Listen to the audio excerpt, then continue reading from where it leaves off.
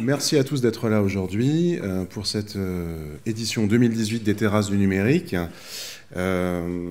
Cet événement, qui n'est pas nouveau, hein, qui existe déjà et qui occupe déjà le terrain à l'Université de Strasbourg depuis quelques années, est dédié à l'échange, au partage de nouvelles pratiques et à la réflexion collective sur les pratiques numériques au sein de l'université. Donc, vous verrez qu'il y a pas mal d'allocutions qui sont prévues aujourd'hui. L'idée, toujours étant de favoriser l'échange. Il ne faudra pas vous interdire d'intervenir de temps à autre, hein. Il y a des micros qui vont circuler. Si vous avez envie d'interpeller les personnes qui sont sur scène, n'hésitez pas à y aller de votre idée, de votre réflexion, hein. C'est vraiment le but de cet événement. Et c'est un événement qui se veut collectif. Donc, pour celles et ceux qui ne me connaissent pas, je suis Damien Brown, je suis responsable du pôle stratégie et transformation numérique, qui est une petite structure qui a été créée au 1er janvier 2018. Mais c'est un événement qui se veut collectif. Donc, on l'a organisé à plusieurs, avec le concours de la direction du numérique, avec le concours de l'IDIP, l'Institut de développement et d'innovation pédagogique, ainsi qu'avec le Jardin des sciences. Donc, l'idée, encore une fois, hein, c'est d'être une espèce de bouillon de culture numérique, de réfléchir tous ensemble. Et sans plus tarder, je vais passer la parole à François Gauer, vice-président en transformation numérique et innovation pédagogique. Merci Damien. Bonjour à tous. Une journée comme celle que nous allons passer ensemble n'est réussie que si elle se place sous le signe de la convivialité. De ce point de vue-là, on peut déjà dire que c'est une réussite. Une demi-heure, 3/4 d'heure pour la pause café, croissant, c'est parfait, tout va bien. Ça nous met dans de bonnes dispositions. Je voudrais tout de suite remercier Damien. Il a remercié tous ses collègues. N'oublions pas de le remercier lui pour tout ce travail d'organisation, de mise en place de cette journée, de rencontres pour avoir des échanges nombreux, riches autour de ces questions qui tournent sur le numérique et la formation. Alors, avoir une journée thématique des terrasses du numérique dédiée à la formation, on se dit que dans un établissement comme le nôtre, c'est quelque part assez logique, tant la formation fait quand même partie des missions absolument clés d'une université. Mais c'est vraiment un sujet qui est au cœur de ce que nous sommes, avec un sous-titre « De la théorie à la pratique ». De la théorie à la pratique, numérique et formation. Donc, on va le voir, il y a beaucoup de choses qui vont tourner aujourd'hui autour de la notion de transformation numérique. Alors, la transformation numérique, c'est une expression qu'on entend à toutes les sauces et sur tous les médias, et qui, tour à tour, quand on l'utilise, peut signifier aussi bien des risques, des menaces, un enjeu, une réalité, une rupture sociale, un challenge économique, usine 4.0, j'en passe et des meilleurs, voire même un sujet à la mode, parce que si vous arrivez à placer dans la même conversation transformation numérique et transition écologique, alors là, vous êtes vraiment top dans l'actualité. Mais c'est surtout un sujet qu'il faut qu'on remette dans un corpus de réalité concrète. Et de ce point de vue-là, la transformation numérique, elle nous entoure, elle nous accompagne, je dirais, de 4 façons différentes. D'abord, premier point, des applications communicantes sur un monde de réseaux, qui soit cuivré, qui soit optique, qui soit Wi-Fi ou qui passe par des réseaux GSM, peu importe, c'est omniprésent, sur des supports qui peuvent être extrêmement diversifiés. Ça va aller bien évidemment de la station de travail à l'outil connecté, voire la montre connectée en passant par tablette, smartphone et ainsi de suite. Et enfin, un troisième élément qui est une capacité à connecter à peu près tout le monde avec tout le monde. On reverra ce que ça peut signifier en formation. Donc, une espèce de triangulaire entre ces 3 points, des réseaux multiples, des outils multiples et des personnes multiples. Et après, vous faites une combinatoire qui est au cœur d'une modification profonde de nos fonctionnements en société, des échanges que nous avons les uns avec les autres, parfois même qui va totalement modifier ce que nous disons de nous-mêmes et ce que les autres apprennent de nous-mêmes. C'est vraiment au cœur des conséquences de la transformation numérique. Donc, bouleversement de nos réalités. Mais ce n'est pas que cela. Sur les 40 dernières années, les capacités de calcul des machines informatiques, ou également leur capacité de mémoire, ce n'est pas la même chose, mais ça a grandi à la même vitesse à peu près, ont été multipliées par 1 million. Et donc, aujourd'hui, nous sommes dans des capacités à pouvoir brasser de la donnée qui a été parfois élaborée grâce à ces capacités de calcul, mais pouvoir la réinterroger, pouvoir la valoriser, pouvoir la réinterroger avec des processus qui sont eux-mêmes auto-évolutifs, l'intelligence artificielle. Et bref, nous rentrons également dans un tout autre aspect qui nous intéresse au plus haut point au niveau de la recherche, c'est-à-dire au niveau de la vie universitaire. Bref, nous le voyons, quelque chose qui bouge énormément. Mais si cela bouge énormément, quelle relation avec la formation? J'ai parlé avant de transformation numérique, de risques, d'enjeux. Faut-il, du point de vue de la formation, craindre la transformation numérique? Peut-elle nous bouleverser? Alors, avant de pouvoir aller plus loin, il faudrait peut-être revenir à ce qu'est la formation en quelques mots. La formation, moi j'aime bien le mot quand on regarde ce qu'il signifie.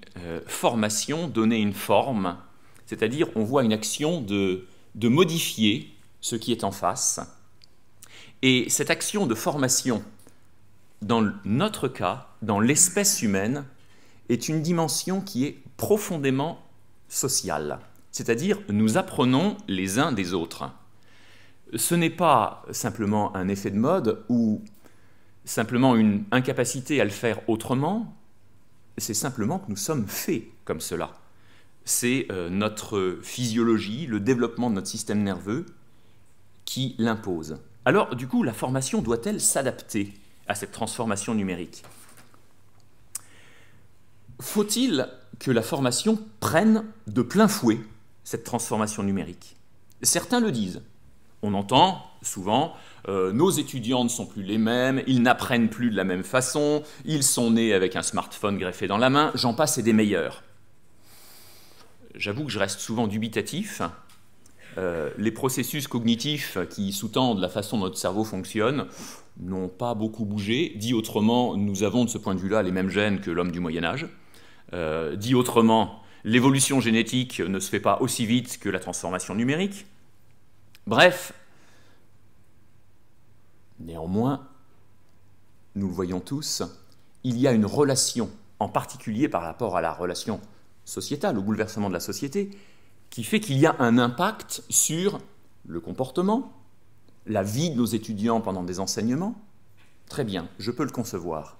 Mais ce n'est pas sous l'angle du cœur du processus cognitif et de transmission des connaissances que va se situer l'enjeu. Donc, du coup, si humainement et physiologiquement nous sommes toujours les mêmes, comment tenir compte d'une nouveauté? Alors, quand même, point 1, si mon propos vous agace ou vous ennuie, vous avez tout à fait la possibilité d'aller regarder en temps réel votre série favorite sur Netflix. C'est pas un problème. Maintenant, tout le temps et partout. Point 1. Point 2. Pendant très longtemps, un cours, un enseignement, était la collecte.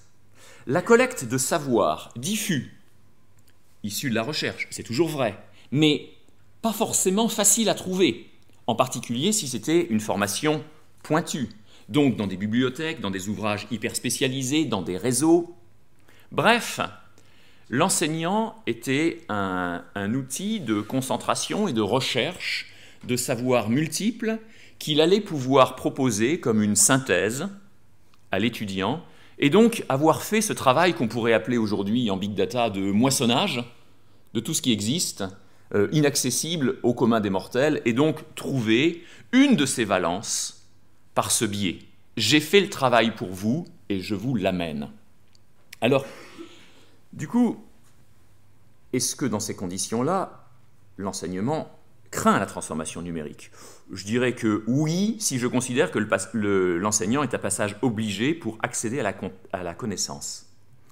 Mais est-ce que c'est la seule plus-value de l'enseignant? Je reviens simplement au mot formation. On n'a pas dit remplissage, on a dit formation.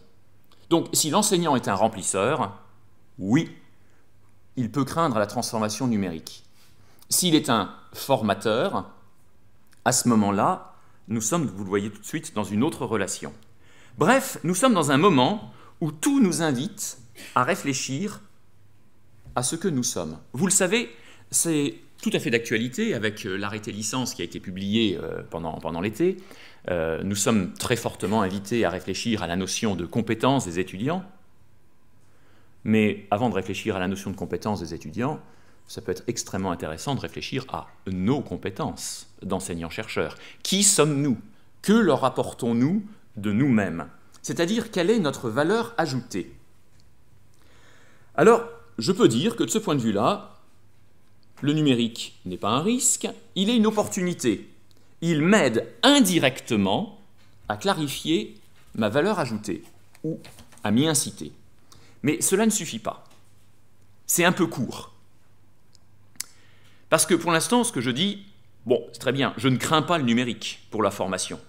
Mais si je dis je ne crains pas le numérique pour la formation, je suis toujours, vous le voyez, dans une position défensive. Donc je suis toujours dans le même état d'esprit, j'y vois une menace. Alors prenons le problème en sens inverse. Si la transformation numérique existe, c'est relativement difficile de le nier, et qu'elle affecte notre mode de vie, et qu'elle n'a aucune conséquence fâcheuse sur la formation, alors je peux l'ignorer. Mais c'est une politique d'autruche. L'autre alternative, c'est de se dire, cette transformation numérique n'est pas une menace, mais une opportunité. Un facteur de développement très fort de la qualité de nos formations. Et dans ce cas-là, il est totalement logique que l'université soit le lieu où on se pose ces questions. Et ceci pour 3 raisons. 1, nous sommes le lieu de l'innovation technique. Donc, nous sommes le lieu où cette transformation numérique trouve sa genèse dans le développement des outils. 2, nous sommes un lieu de réflexion, ou alors c'est la négation de nous-mêmes. Donc, aussi bien sur la formation que sur les outils. Et 3, nous sommes le lieu de la formation. C'est-à-dire, nous sommes le lieu par excellence où nous allons apprendre à questionner nos démarches, nos méthodologies, notre stratégie, tout cela au service de nos missions. Donc du coup, numérique et formation, c'est logique. C'est tout un programme. On peut lire le titre jusqu'au bout, je l'avais dit tout à l'heure, de la théorie à la pratique, du concept à la vie réelle, dans un amphi, dans une salle de TD. Et pour cela, c'est pas compliqué. Il suffit de réappliquer ce que nous sommes, académiquement parlant. Nous nous posons des questions.